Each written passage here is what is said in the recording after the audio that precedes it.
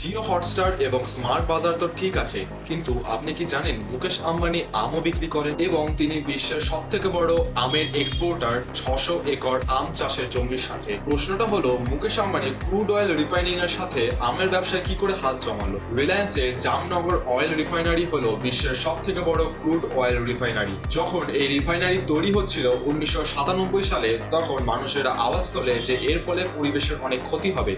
এমনকি গভর্নমেন্টও মানুষের এই বক্তব্যের সাথে পুরোপুরি সম্মতি জানায়। রিলায়েন্সের জামনগরের $6 বিলিয়ন রিফাইনারি তৈরি হওয়ার আগেই সমস্যার মুখে পড়তে হয়। আম্বানি এই পলিউশন ক্রাইসিসকে একটি বিজনেস আইডিয়ায় বদলে ফেলে। মুকেশ আম্বানি অয়েল রিফাইনারির সাথে সাথে তার আশেপাশের জমিরও মালিক ছিল, প্রায় 600 একরেরও বেশি জমি। সিদ্ধান্ত নেওয়া হয় সেখানে গাছ লাগানো হবে, যে কোনো গাছ নয়, লাগানো হবে আম গাছ। 127টিরও বেশি এবং 1 লাখেরও বেশি আম গাছ সেখানে লাগানো হয় এবং এটি হয়ে যায় এশিয়ার সব থেকে বড় আম চাষের জমি। This is day 20 of 10 real stories. Subscribe for more videos.